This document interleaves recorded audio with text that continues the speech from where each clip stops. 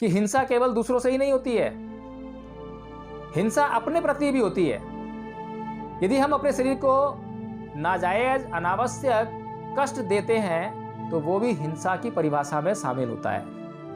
जब बाबा साहब डॉक्टर भीमराव अम्बेडकर ने दो टूक शब्दों में अंग्रेजों से कहा कि अंग्रेज भारत का शोषण कर रहे हैं और एक शोषणकर्ता व्यक्ति को किसी भी दूसरे देश पर शासन करने का कोई अधिकार नहीं। रावण को अहिंसा से मारा हमने, बाली को अहिंसा से मारा क्या, शंभू को अहिंसा से मारा क्या, महाभारत का युद्ध क्या? तो मैंने ये सुना है कि कट्टर सनातनी हिंदू जो शूद्र समाज है उससे बहुत ही अस्पृश्यता का व्यवहार करता था, छुआछूत का व्यवहार करता। शुक्र है गांधी जी को साउथ अफ्रीका में उस अंग्रेज ने छूने से इंकार नहीं किया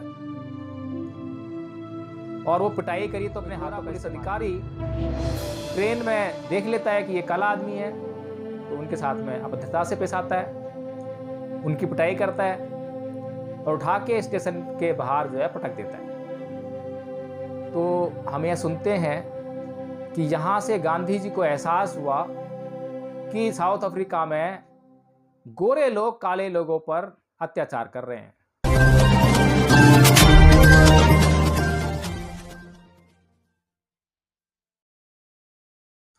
दे दी हमें आजादी बिना खड़क बिना ढाल, साबरमती के संत तूने कर दिया कमाल, रघुपति राघव राजा राम। तो साथियों, आज उस साबरमती के संत गांधी जी का जन्मदिन है और गांधी जी के जन्मदिन को आज हम पूरा देश सेलिब्रेट कर रहा है। तो हम भी इसी देश के वासी हैं और हमारा भी एक कर्तव्य बनता है कि हम गांधी जी के जन्म दिवस पर उनको नमन करें और अगर कुछ थोड़ी बहुत श्रद्धा उनके प्रति आपके भीतर हो, आप उनके बारे में जानते हो, उनके कार्यों के बारे में जानते हो, तो उसे भी प्रकट करने का कार्य करें। साथियों, गांधी जी को नमन करने के बाद उनके प्रति जो बची कुछ श्रद्धा है उसको भी प्रकट करने के बाद थोड़ी सी चर्चा तो बनती है उनके जीवन काल पर। उन्होंने इस देश के लिए क्या किया, इस देशवासियों के लिए उनके मन में कैसी सोच थी, हिंदू धर्म के प्रति उनका कैसे विचार थे और आखिर में नाथूराम गोडसे ने उनकी हत्या क्यों कर दी, कैसे धार्मिक विचार थे उनके और धर्म से उनका क्या अभिप्राय था। इस देश में सबसे बड़ी बीमारी जातिवाद पर उनके क्या विचार थे। इन्हीं कुछ बातों पर चर्चा करने के लिए आज ये वीडियो के माध्यम से आपके सामने आया हूं और उम्मीद करता हूं कि आप लोग इस चर्चा में शामिल होकर और उम्मीद करता हूं कि आप लोग भी इस चर्चा में भाग लेकर इस चर्चा को आगे बढ़ाने का कार्य करेंगे। साथियों, शुरू करते हैं गांधी जी की इस देश के लिए जो सोच है। जैसा मैंने शुरू में बताया कि बिना खड़क बिना ढाल, क्या वास्तव में ये बात ठीक है कि गांधी जी ने अहिंसा के जरिए इस देश को आज़ाद कराया, या फिर जब हम इतिहास को पढ़ते हैं तो कुछ और ही नज़र आता है? क्योंकि अंग्रेज कानून प्रिय थे, यानी कि कानूनों के द्वारा वो शासन करना जानते थे और चाहते थे। बेशक उनको जो है इस देश की आर्थिक व्यवस्था का, इस देश के आर्थिक संसाधनों का शोषण करना था, दोहन करना था। पूरी दुनिया पर उन्होंने साम्राज्यवाद कायम किया, लेकिन जो कुछ भी करते थे वह कानून बनाकर ही करते थे। बिना कानून के वह कोई भी काम नहीं करते थे। अब ऐसे कानून के जानकारों और कानून से ही हर काम करने वाले लोगों के लिए किसी भी व्यक्ति की अहिंसा से क्या प्रॉब्लम हो सकती है? क्या वास्तव में गांधी जी ने अपनी अहिंसा के द्वारा इस देश की कभी आज़ादी की मांग रखी, या फिर कुछ मुद्दों को लेकर उन्होंने अहिंसा का प्रदर्शन किया? शुरुआत होती है गांधी जी के जीवन में आंदोलन की साउथ अफ्रीका से। जब वे किसी केस के मुकदमे में जब वे किसी केस के सिलसिले में साउथ अफ्रीका जाते हैं तो वहां पर गोरे और काले लोगों के बीच बड़ा भेदभाव किया जाता है और काले लोगों पर नाना प्रकार के अत्याचार वहां के लोग करते हैं।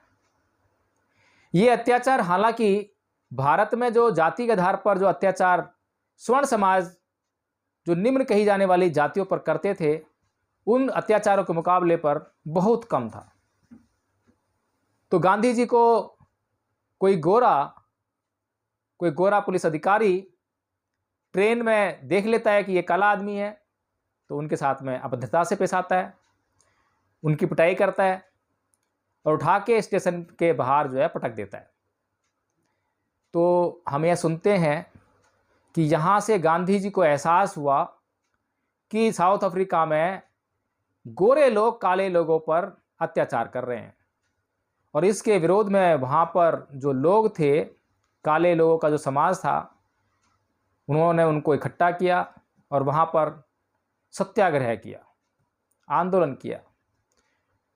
और हम जब उनकी फिल्म देखते हैं तो उसमें देखते हैं कि किस तरह से गांधी जी गोरे पुलिस वाले के हाथों पिटाई खा रहे हैं, वह उन्हें पीटते जा रहा है और गांधी जी जिद्दीपन दिखाते हैं, वही अपनी हरकत जो करना चाहते हैं वो करते जा रहे हैं, रुक नहीं रहे हैं। और इस तरह से वहाँ पर आंदोलन करने के बाद वे वहाँ के लोगों में प्रचलित हो जाते हैं कि कोई ऐसा व्यक्ति भी है जो हिंसा नहीं करता है और डट के मुकाबला करता है। तो इस कारण से वे प्रख्यात हुए और उनकी ये ख्याति भारत तक पहुंची और भारत में भी वे आकर जो अंग्रेज़ों का, क्योंकि वहाँ पर भी अंग्रेज़ थे, वहाँ पर भी अंग्रेज़ों का शासन था साउथ अफ्रीका में, और भारत के अंदर भी अंग्रेज़ों का शासन था। तो उनकी लड़ाई मुख्य तौर पर व्यक्तिगत ज़्यादा दिखाई दी। सोचिए अगर वहाँ पर ट्रेन में उनके साथ में अभद्रता का व्यवहार ना होता, गोरे काले के आधार पर उनके साथ भेदभाव ना होता, तो क्या वे आंदोलन करते? अब उनके भीतर जो है ये जो गोरे काले का जो भेदभाव है, बस यही भेदभाव है। क्योंकि बचपन कहूँ तो वो पैदा कहाँ हुए? इंग्लैंड में पैदा हुए थे क्या, या किसी और देश से पैदा हुए? मैंने सुना है कि वो गुजरात के पोरबंदर में पैदा हुए थे। और मैंने ये भी सुना है कि गुजरात का पोरबंदर जो है बहुत ही ज़्यादा रूढ़िवादी, जातिवादी मानसिकता से ग्रस्त लोगों का गढ़ था। वहाँ पर निम्न जाति के कहे जाने वाले लोगों पर नाना प्रकार के पशुवत अत्याचार हुआ करते थे। तो मुझे ऐसा लगता है कि जैसे सिद्धार्थ के लिए राजा शुद्धोधन ने वो महल बनवाए थे कि वहाँ उन्हें किसी भी प्रकार के दुख का अनुभव ना हो, उन्हें कोई बूढ़ा व्यक्ति न दिखाई दे, उन्हें कोई मृत व्यक्ति दिखाई न दे, मतलब किसी भी प्रकार के दुख के दर्शन उनको ना हो, इस प्रकार की व्यवस्था सिद्धार्थ के लिए जैसे शुद्धोधन ने की थी, वैसे ही जो मोहनदास करमचंद गांधी जी हैं, उनके जो पिताजी हैं, उन्होंने गुजरात के पोरबंदर में उनके पैदा होने के बाद ऐसी व्यवस्था की होगी, जिसके कारण वो भारत के जो लोग थे, इस देश के मूल निवासी, जिनको इस देश में स्वर्ण समाज ने निम्न स्तर का बना दिया, नीच बना दिया, और नीच कहकर उन पर जो है बहुत ही पशुवत अत्याचार करे जा रहे थे, तो उनको देखने से गांधी जी वंचित रहे। गांधी जी उनको कभी नहीं देख पाए। इसीलिए उनको जो भेदभाव का जो अत्याचार सहन करना पड़ा, वो जाके साउथ अफ्रीका में सहन करना पड़ा। भारत में कभी अत्याचार उन्होंने देखा ही नहीं। उनके परिवार के लोग बहुत सभ्य थे। उनके परिवार के लोग जो है कट्टर हिंदू थे, सनातनी हिंदू, और वो कभी भी किसी पर अत्याचार नहीं करते थे, ऐसा मैंने कभी नहीं सुना है। बल्कि वे कट्टर थे और कट्टर सनातनी हिंदू थे। तो मैंने ये सुना है कि कट्टर सनातनी हिंदू जो शूद्र समाज है, उससे बहुत ही अस्पृश्यता का व्यवहार करता था, छुआछूत का व्यवहार करता था।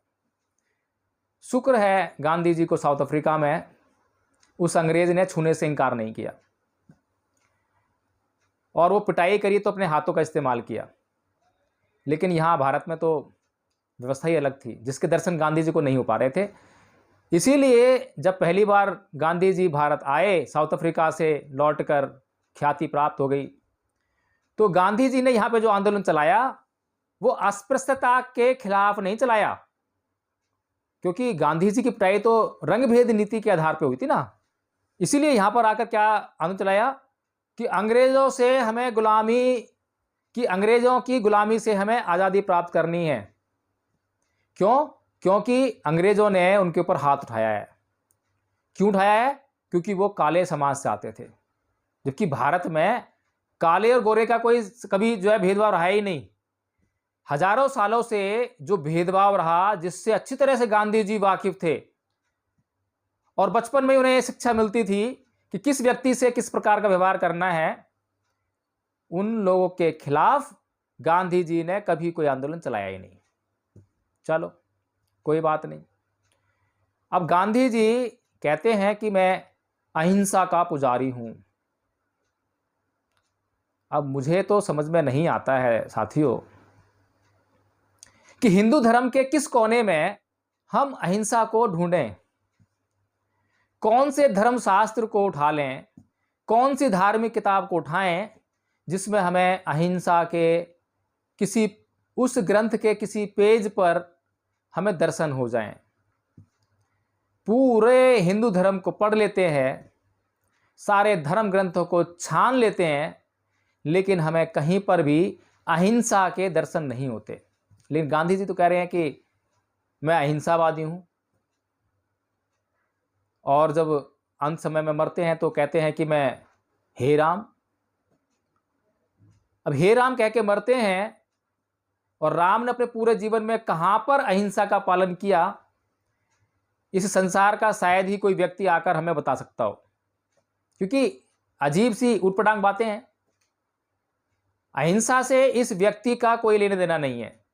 जिस व्यक्ति के धर्म में अहिंसा ना हो तो उसके जीवन में अहिंसा आएगी कहां से? इसीलिए इतने साल तक अहिंसात्मक आंदोलन चलाने के बाद, अहिंसा अहिंसा अहिंसा चिल्लाने के बाद 1942 में गांधी जी एकाएक उग्र हो उठते हैं। एकाएक उनके भीतर राम और कृष्ण जिंदा हो उठते हैं। कह रहे मूर्ख, तो ये क्या अहिंसा अहिंसा लगा रखी है? इस अहिंसा से कभी हमने जीत हासिल करी है क्या? कभी रामायण में रावण को अहिंसा से मारा हमने? बाली को अहिंसा से मारा क्या? शंभू को अहिंसा से मारा क्या? महाभारत का युद्ध क्या अहिंसा से जीता? कितने छल कपटों से महाभारत का युद्ध जीता, भूल गया?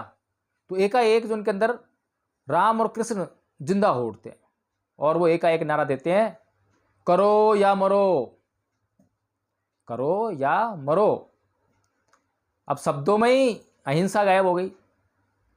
तो जब ये शब्द सुना गांधीवादी लोगों ने, तो वो परेशान हो गए कि अब तक तो हम बड़े आराम से आंदोलन कर रहे थे, अब तक तो हम अंग्रेज़ों से बचे हुए आंदोलन कर रहे थे, अंग्रेज़ों ने हमें कोई कष्ट नहीं दिया, अंग्रेज़ों ने हमें इसलिए जेल नहीं डाला क्योंकि हम लोग अहिंसात्मक थे, केवल गांधी जी को पकड़ के बंद कर देते थे, हम बचे हुए थे। अब आफत आ गई कि अब तो अंग्रेज़ों के साथ हमें लड़ाई करनी पड़ेगी।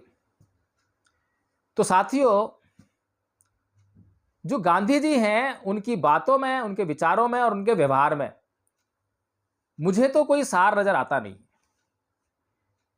जब देश आजाद हुआ तो हम जानते ही पूरी दुनिया में क्या चल रहा था। पूरी दुनिया में इंग्लैंड का शासन था, साम्राज्य था, और पूरी दुनिया विश्व युद्ध की चपेट में था। पहला विश्व युद्ध 1914 में शुरू हुआ, 1919 में खत्म हो गया, उसकी मार झेली। अब युद्ध में तो बहुत सारी हानि उठानी पड़ती है।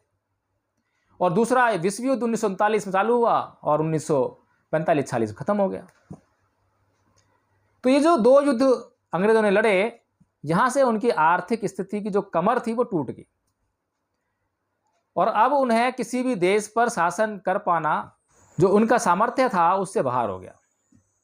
तो परिस्थितियां पैदा हुई कि भारत को आजादी दी जाए, और ऐसे में जो उग्र आंदोलन चल रहे थे वो अंग्रेजों की लगातार कमर तोड़े जा रहे थे।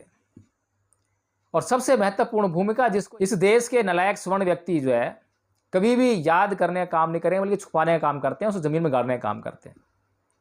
ये गांधी, ये नेहरू, ये पटेल, इन्होंने गोलमेज सम्मेलन, जो पहला गोलमेज सम्मेलन हुआ उसको तो जाने से इंकार कर दिया, बायकॉट कर दिया। क्यों? क्योंकि वहां पर बाबा साहब डॉक्टर भीमराव अंबेडकर गोलमेज सम्मेलन में जा रहे हैं, इसलिए गांधी, नेहरू, पटेल ने उस सम्मेलन का बायकॉट कर दिया। चलो, लेकिन डॉक्टर भीमराव अंबेडकर पहले गोलमेज सम्मेलन में जाते हैं और वहां पर अंग्रेजों को यह समझाने का काम करते हैं कि आप इस देश का शोषण कर रहे हो। और उनको यह बात समझाने के लिए डॉक्टर अंबेडकर ने जो अपना ग्रंथ लिखा था द प्रॉब्लम ऑफ रुपी, उसके उदाहरण पेश किए कि किस तरह शोषण कर रहे हैं, उनकी मुद्रा नीति क्या है, उनकी आर्थिक नीति क्या है, वो किस तरह से जो है मनमाने ढंग से भारत का आर्थिक दोहन कर रहे हैं। और इन बातों से गांधी, नेहरू, पटेलों को कोई लेना नहीं था। उनको तो सिर्फ राजनीतिक परिवर्तन चाहिए था, और वो भी बिना सिर पैर का, बिना आधार के। और जब वहां पर डॉक्टर अंबेडकर का प्रभावशाली वक्तव्य होता है पहले गोलमेज सम्मेलन में, और जितने प्रतिनिधि वहां भारत से गए थे वे उनकी तारीफों के पुल बांधते हैं, और ये खबर जब भारत तक पहुंचती है तो ये जो गांधीयन कंपनी है इसकी खाड़ खड़ी हो जाती है, कान खड़े हो जाते हैं। और फिर बेशर्माई से जो पहले सम्मेलन को ना जाने का जो उनका फैसला था, यानी थूक दिया था उस सम्मेलन को, अगले दूसरे गोलमेज सम्मेलन में जाने के लिए उस थूके हुए को चाट लेते हैं और अगले सम्मेलन में अपनी उपस्थिति दर्ज कराते हैं। और वहां पर फिर से परम पूज्य बाबा साहब डॉक्टर भीमराव अम्बेडकर का वक्तव्य होता है, गांधी जी के भी वक्तव्य होते हैं, और भी जो महान पुरुष हैं इनके भी वक्तव्य होते हैं। और गोलमेज सम्मेलन में क्या क्या कार्रवाइयां हुई उसको आप आज पढ़ सकते हैं। ऐसा नहीं है कि वो लिखित में, सारी कार्रवाई अंग्रेजों की लिखित में हुआ करती थी। अब ये गांधी, पटेल और नेहरू ने क्या कहा वहां पे, आप पढ़िए क्या कहा भारत के बारे में, क्या भारत का जो, भारत पे जो अत्याचार हो रहे हैं भारत के लोगों पर, उसका सीन क्या खींचा वहां पर। लेकिन परम पूज्य बाबा साहब डॉक्टर भीमराव अम्बेडकर ने दो टूक शब्दों में अंग्रेजों से कहा कि अंग्रेज भारत का शोषण कर रहे हैं, और एक शोषणकर्ता व्यक्ति को किसी भी दूसरे देश पर शासन करने का कोई अधिकार नहीं है। शासन लोगों के कल्याण के लिए होता है, लोगों की भलाई के लिए होता है। अगर अंग्रेज इस देश के लोगों की भलाई नहीं कर सकते हैं तो उन्हें भारत में रहने का कोई अधिकार नहीं है। ये डॉक्टर भीमराव अंबेडकर के शब्द थे। इसके बाद उन्होंने भारत में सवर्णों के द्वारा जो दलितों पर अत्याचार हो रहे थे उनकी बात उठाई, और गांधी चिल्ला रहे थे कि मैं दलितों का प्रतिनिधि हूं, मैं दलितों का प्रतिनिधि हूं।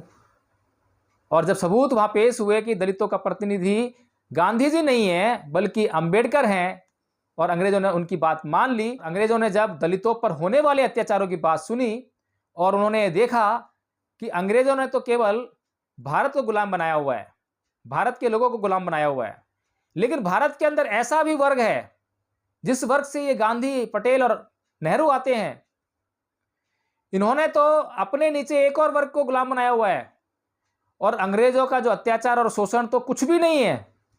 जो अत्याचार और शोषण ये लोग उन लोगों पर करते हैं, उन लोगों को पशुओं से भी बदतर जीवन जीने के लिए मजबूर कर रखा है। जब अंग्रेजों को इस बात का एहसास परम पूज्य बाबा साहब डॉक्टर भीमराव अम्बेडकर ने दूसरे गोलमेज सम्मेलन में करा दिया, तो वहां से अंग्रेजों ने उन्हें 2 वोट का अधिकार दिया, उनके समाज को चुने जाने का अधिकार दिया असेंबलीज में। तो जब यह खबर सारे में फैल गई कि अब बाबा साहेब के समाज के सच्चे प्रतिनिधि चुनकर जो असेंबलीज में जाएंगे और उनके लिए काम करने का प्रयास करेंगे, तो ये बात इस देश के ऊंचे कहे जाने वाले तथाकथित ऊंचे समाज से सहन नहीं हुई, और उन्होंने गांधी जी को उकसाना शुरू कर दिया। और गांधी जी पहले ही भड़के हुए थे, क्योंकि गांधी जी की बड़ी बेइज्जती हो चुकी थी। पहला गोल सम्मेलन उस पर थूका, और उसी थूके हुए को दूसरे गोल सम्मेलन में जाने के लिए चाट लिया। फिर उसके बाद गोल सम्मेलन में कुछ कह नहीं पाए, बस ये चिल्लाते रहे कि भाई मैं दलितों का प्रतिनिधि हूँ, मैं दलितों का प्रतिनिधि हूँ, बस ये चिल्ला चिल्ला के रह गए, बस भारत के बारे में कुछ नहीं कहा। और सारी बात जो कही वो भारत के बारे में, दलितों के बारे में वो अंबेडकर ने कही। तो इसलिए अंबेडकर के प्रति मन में द्वेष था ही। तो पूना की जो जेल है वहां पर उनको कैद किया था अंग्रेजों ने, गांधी जी को, तो वहीं पर उन्होंने आमरण अनशन शुरू कर दिया कि अगर अंबेडकर ये जो अधिकार वहाँ से लेकर आए हैं दलितों के लिए, इसको वापस नहीं करते हैं या इसमें परिवर्तन नहीं करते हैं, जब तक परिवर्तन नहीं होता है जब तक मैं अन्न और जल ग्रहण नहीं करूँगा। हिंदू धर्म का तो यही काम है, धमकियाँ देना, डराना और डरा डरा कर। लेकिन एक बात और साथियों, अहिंसा। यदि कोई आदमी जल और अन्न त्याग देता है तो क्या वो हिंसा है या वो अहिंसा है? तथागत बुद्ध ने अहिंसा का विश्लेषण करते हुए कहा था कि हिंसा केवल दूसरों से ही नहीं होती है, हिंसा अपने प्रति भी होती है। यदि हम अपने शरीर को नाजायज अनावश्यक कष्ट देते हैं तो वो भी हिंसा की परिभाषा में शामिल होता है। तो गांधी जी ने 1942 में ही नहीं बल्कि उससे पहले जब पूना आंदोलन किया, पूना की जेल में, यवतमाळ जेल में, तब भी उन्होंने जो है हिंसा का ही सहारा लिया। और पूरे जीवन में व्यक्तिगत तौर पर पता नहीं कितनी बार उन्होंने हिंसा का सहारा लिया। और झूठ भी हिंसा में ही शामिल है। और जब पहली बार प्रधानमंत्री, भारत जब आज़ादी प्राप्त करता है और प्रधानमंत्री चुने जाने की बात होती है, तो वहाँ पर पटेल को जब बहुत अधिक मत मिलते हैं इनकी कांग्रेस में, तो कांग्रेस में पटेल को चुना जा रहा है प्रधानमंत्री के लिए, लेकिन ये नेहरू जी की जिद के लिए नेहरू को समर्थन करते हैं और नेहरू को वहाँ प्रधानमंत्री बनाने का काम करते हैं, जो कि इस देश की जनता से कोरा धोखा था, कोरा झूठ था। अब पूरी जिंदगी में एक दो बार तो कोई भी व्यक्ति अहिंसा का पालन कर लेता है। जो बहुत हिंसक हो, जो जानवरवत हो, पशुवत व्यवहार करता हो, वो भी कभी ना कभी अहिंसा का पालन तो करता ही होगा, किसी के प्रति तो अहिंसा का पालन करता ही होगा। लेकिन अहिंसा की जांच जब होती है जब असली मामला सामने आता है, जैसे कि लालच। आपके आगे कोई लालच नहीं है तो आप लालची नहीं हो, लेकिन आपके लालच की जांच जब होती है जब आपके सामने कोई लालच हो और आप उसे इंकार कर दें। साथियों, आज गांधी जी को हम फिर से नमन करते हैं और कांग्रेस ने उनका बड़ा साथ दिया। कांग्रेस सत्ता मिली तो कांग्रेस के पास कोई महान चरित्र नहीं था, इसीलिए उन्होंने, कांग्रेस ने गांधी जी को चरित्र बनाकर उनके नाम पर पूरे देश को जो है बहुत सालों तक लूटा, उन्हें स्थापित रखा, किताबों के माध्यम से, मीडिया के माध्यम से उनका प्रचार किया। साबरमती के संत, तूने कर दिया कमाल, कमाल कमाल कमाल। और आज जो है जब बीजेपी की सरकार आ गई है तो बीजेपी अब इस कमाल से जो है धीरे धीरे पीछे छुड़ाने में लगी हुई है। अब धीरे धीरे गायब होंगे और यहाँ पर पटेल आएंगे, क्योंकि पटेल इनके महान पुरुष हैं। और जिसको कांग्रेस ने और बीजेपी ने, इन सभी मनुवादी लोगों ने ढकेलने का काम किया, दफन करने का काम किया, अब वो विचारधारा धीरे धीरे धीरे ऊपर आ रही है। और ये गांधी क्या, पटेल क्या और नेहरू क्या, इनके ऊपर वो बैठने वाली है। आज नहीं तो कल इंतजार कीजिए और हम इसी तरह से गांधी जी की जयंती मनाते रहेंगे और गांधी जी की जो असलियत है आप लोगों के सामने लाते रहेंगे। जय भीम, नमो बुद्धाय। साथियों, मेरा चैनल, आपका चैनल, समाज का चैनल, देश का चैनल एनबी न्यूज 24/7 को आप लाइक करें, सब्सक्राइब करें और ज्यादा से ज्यादा इसकी वीडियो को शेयर करें ताकि हर खबर को मैं आप तक आसानी से पहुंचा सकूं।